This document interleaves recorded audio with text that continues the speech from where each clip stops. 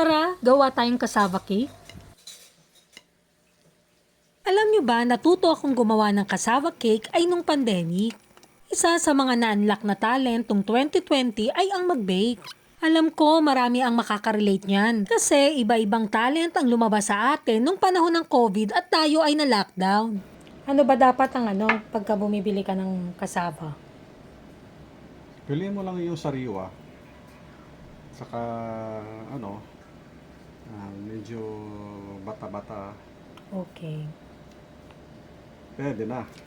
Isa itong cassava cake sa ipinagmamalaki ko na produkto ng pandemic sa akin. Masasabi kong sarili kong recipe. At syempre, bestseller para sa akin. Alam nyo ba na marami ding benefits ang cassava? Ito ay calorie-rich vegetable that contains plenty of carbohydrates, vitamins, and minerals. Also good source of vitamin C. Pero alam nyo rin ba na ang tama pagluto ng cassava ay mahalaga? Kasi ang raw o hilaw na cassava contains cyanide na hindi maganda at hindi pwedeng makain ng tao. Pag hindi ito naluto ng maayos, minsan naglalabas ito ng hydrocyanic acid. Kaya dapat lutuin natin sa tamang heat temperature. Ito pa naman ang all-time favorite ng mga Pilipino, ang cassava. Mapaiba-ibang luto man yan. Basta balanghoy, paborito natin yan.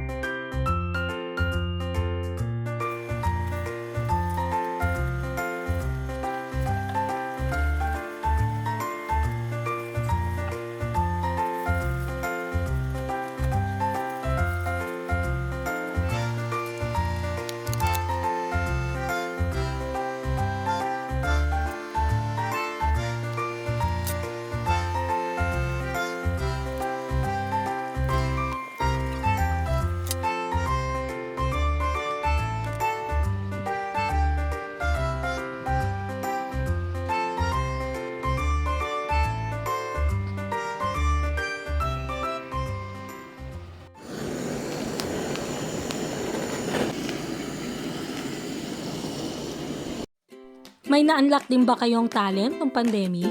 Gawa na rin kayo ng sarili niyong version ng cassava cake. Thank you for watching!